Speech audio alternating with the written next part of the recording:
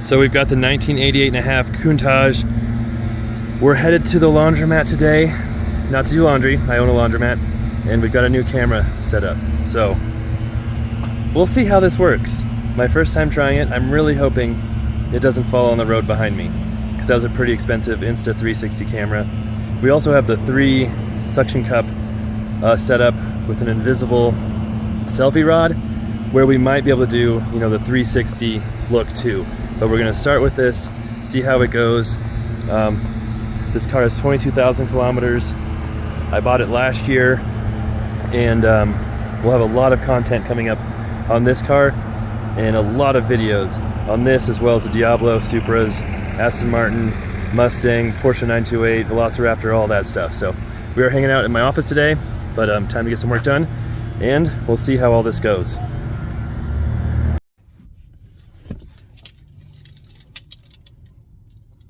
We are in the 1988.5 Lamborghini Countach, and we're going to take it for a short drive here. We'll have some inside views, some outside views.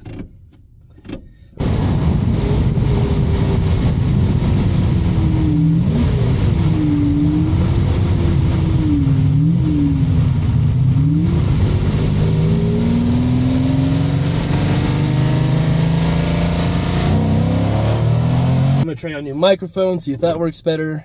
And this is one of the more annoying parts of the car. They're not supposed to do this, but it takes a second to get my seatbelt on. It comes out a couple inches at a time. There we go.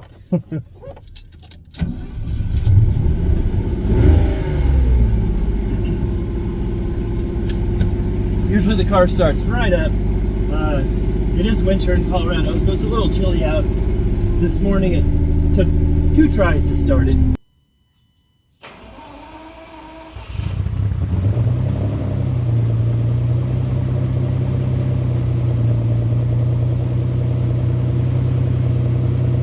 But it's a US fuel injected version. Does not have power steering, but once you get going, that's not an issue at all. Clutch is a little stiff, doesn't bother me any, but I'm kind of a bigger person, so that's not a big deal for me. Visibility is absolutely horrible, but you kind of get used to that and learn how to drive it better.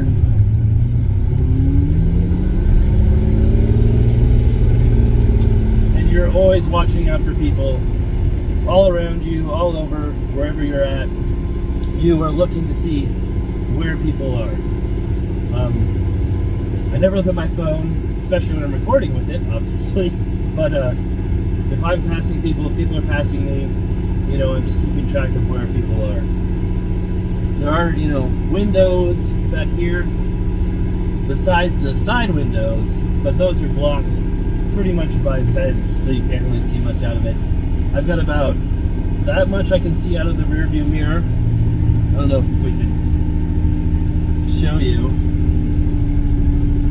There you go. That's what you can see out of there. And that's about it. So, if you are reversing it, yes, you have to get out and sit on the actual car. Because, nobody quickly. That is the only way to see behind you, unless you know what's behind you already.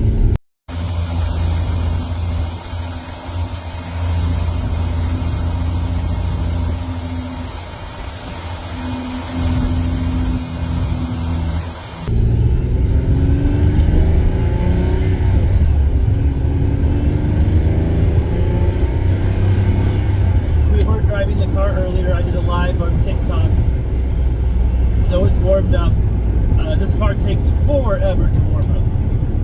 It has 18.5 quarts of oil, and that just takes a really, really long time. So that is one thing. That's probably the most annoying part of the car for me, is just the time it takes to warm it up. And it doesn't have to be, you know, all the way warm to drive it, but you definitely want to let it warm up quite a bit before you take it out.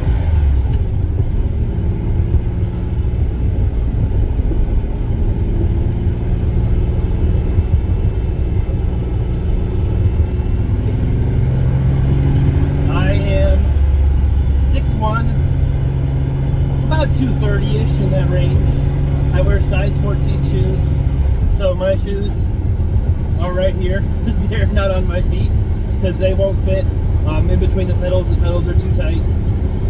Maybe if I had like loafers that hugged my feet like super tight, that might work.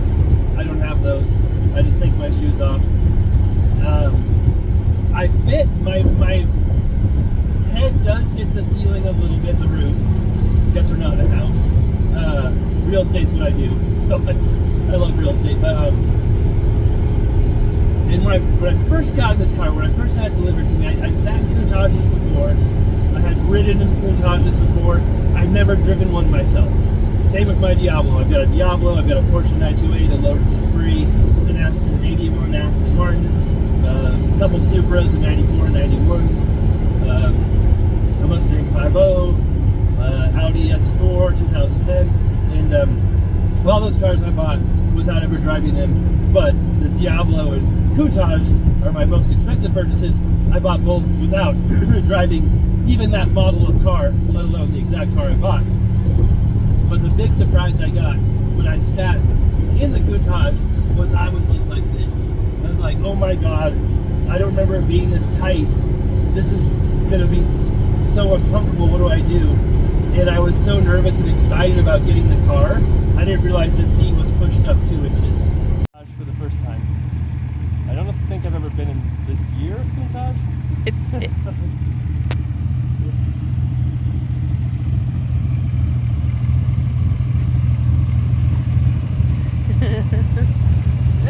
Not bad. A little tight. Let me hear. What? It's good. If Look, you there's hit a room. bump, No, go like this. it's fine. It's good. Okay.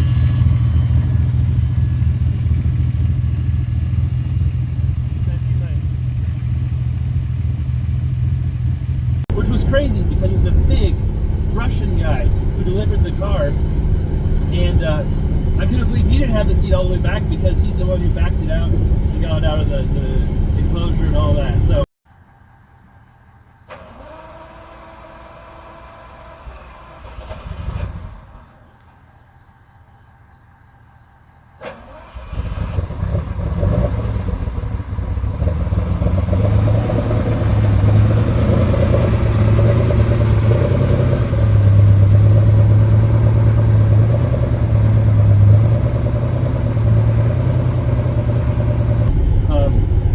First off, make sure the seat's all the way back if you're bigger and driving one of these cars. Once I figured out to put the seat in the right position, it does incline kind of the whole thing front and backwards, and you learn where to sit. It's actually a really comfortable car. Now, you couldn't be much bigger than I am. That would be tough. But I don't ever feel like I'm uncomfortable. I'm actually going to get a haircut right now because I can feel my hair is hitting the top, but if my hair was shorter, it wouldn't hit as much. And you learn to sit towards the middle too. So, I don't know if you can see here, but this frame right here, I mean, it comes out basically to the side of the steering wheel. So if you try to sit perfectly straight, you will hit your head on kind of the frame, the door frame. So you're not even really meant to sit straight up. It's kind of like you're meant to sit to the side, leaning towards the middle. And when you figure that out, it gives you a lot more room, a lot more headroom, and it's really not as tight as people say. I also always see people with their knees crunched up, like to here when they're driving, and they're like the same size as me, and I'm like, what is going on? That doesn't happen with me. My legs have plenty of room. The steering wheel adjusts up and down. So as long as your steering wheel isn't like adjusted way down, you should have plenty of room. It shouldn't be that much of an issue. So, and if they've got way longer legs than me, then that means they should have more headroom, which they tend to not have. So I don't understand why that is, why they always have their legs crunched up. And they always talk about how hard it is to get in and out of the car.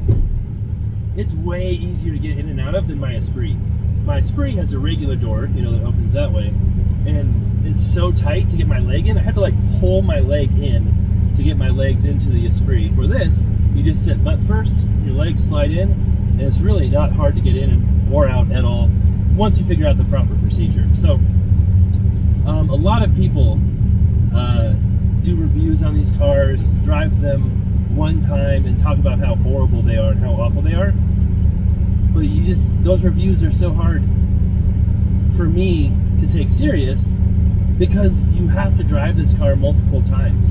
You have to be in it quite a few times to understand how it works, how to sit, how everything, to feel comfortable with it. And once you feel comfortable, then it's such a great car. But yeah, if you're in it for the first time and you're nervous and scared and you don't know what you're doing, yeah, it feels like crazy insanity.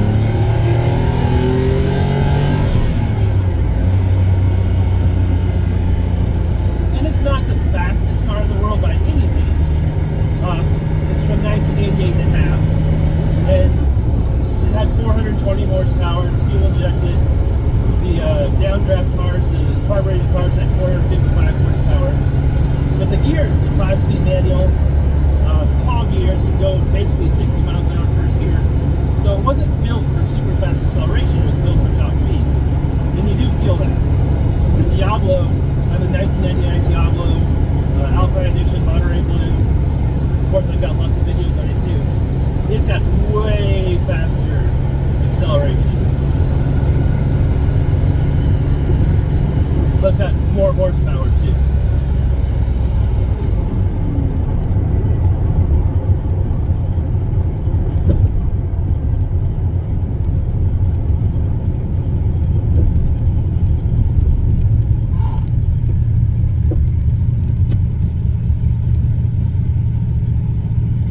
But seeing forward, seeing to the side is no problem. It's just if you need to see behind you, or you know, your blind spot is huge in the rear quarter panel.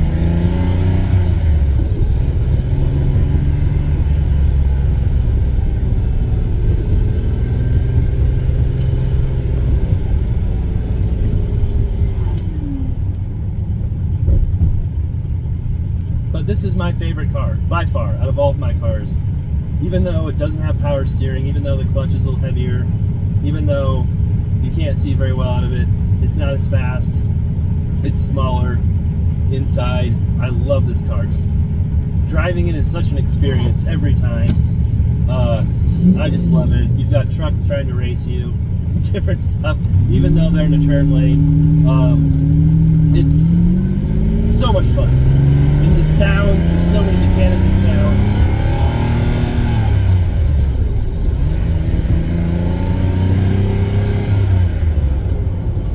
It smells, the leather smells so good. This is my favorite smelling car I've ever been in.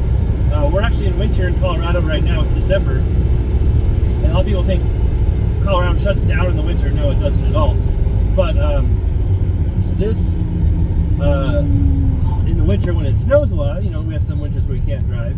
So there's tons of snow. Some winters there's no snow at all, hardly. But I'll go in my garage and just sit in this car because it smells so good. Might be kind of weird, but yeah, I do it.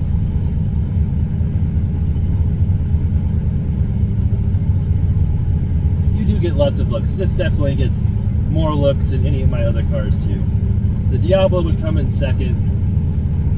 The Supra is probably third. Of course, people go bonkers. Some people just absolutely love the Supra.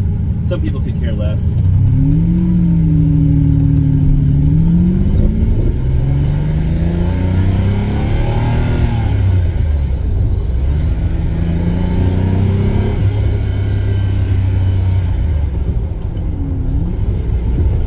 My wife drives my cars.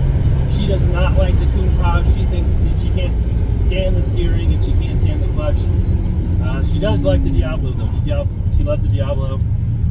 Her favorite's the Aston Martin.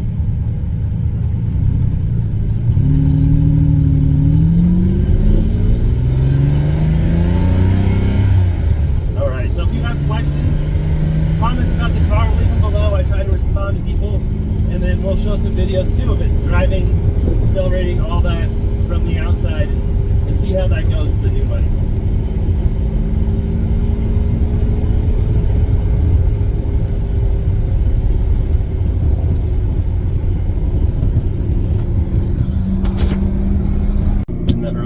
Diablos, and it's got more power. This is my favorite year Diablo for sure.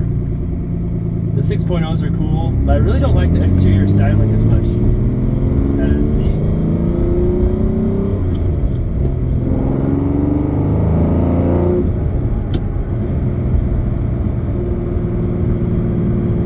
But this car has power steering. The clutch really isn't that heavy. Like I say, plenty of room for me. Just a great car to drive. I have said it before though, I've got my Countach. I like the Countach more just because of what it is, how iconic it is, what it means to just the automotive industry. It's hard to beat a Countach. Yes, I do have baby sun visors, but it's kind of hard to see with them down because they just pretty much block your entire view of the road.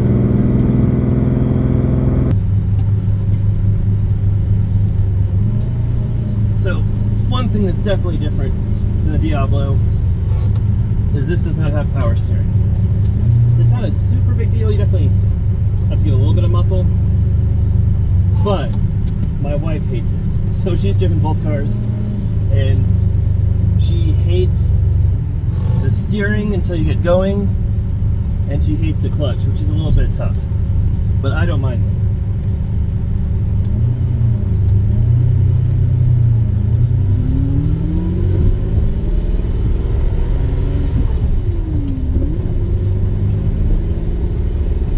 It does take forever to warm this car up, which we've talked about, but it's mostly warm now. And they're redoing this road, so it's got little annoying bumps right here, especially in this car.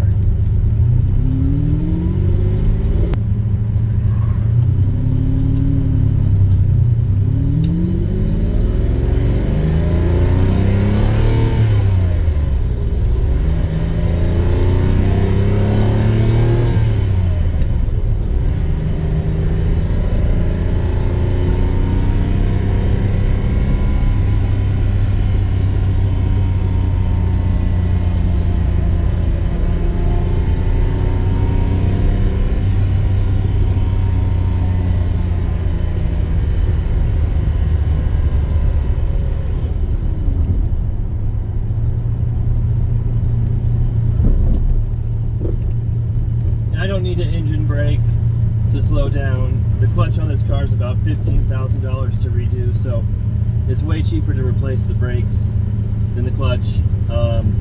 Once in a while, you know, if you're downshifting or whatever, that makes sense, but I don't engine brake or downshift all the time when not necessary. Like I said, visibility out the back is pretty poor. I can see the big truck behind me right now, but I can't really see anything in that direction or that direction behind me. So I just always kind of know where people are. I'm always paying attention to who's passing me, who I've passed, if people are merging, whatever, just so I always know where someone is. I can, you know, kind of see if I peek around here, peek back there. I can, and most cars are much bigger than me, so I can usually see people, but it is a little disconcerting just having such bad visibility, especially when you first drive the car and are getting used to it. Like, yeah, it doesn't have power windows. That's okay with me. I should roll this up though, so it's not quite as noisy on the highway. And they roll up in a huge amount, as you can see. It's very 80s. It's very mechanical, and I love it. I love all that about it. I love that you have to drive the car, that not everybody feels comfortable driving it, that it's different, that it's unique. Those are all bonuses for me. So driving new cars, and yes, they're way, way, way faster. Most of them are, you know, automatics or have paddle shifters maybe, but they're just not the same as a manual, and it's just not, you just don't get the experience you get here, even though those cars are way faster. Plus, just the uniqueness of this car is just beyond anything else. Even the Diablo. The Diablo is amazing and outrageous in its own right, but nothing compared to the Countach.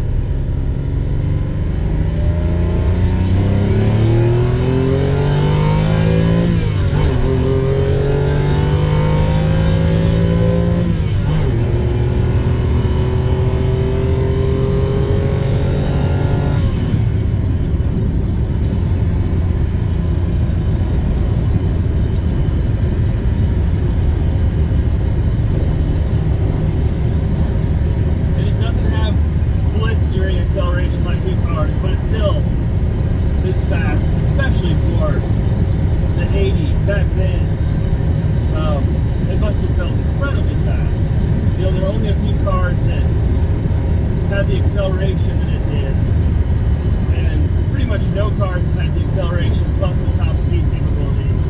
I mean, the Testarossa was close. My Aston Martin, we got the Vantage version, was pretty fast. We didn't have the top speed. You know, like a Grand National had the acceleration. It might have even been faster without the top speed. And it's a pretty amazing car.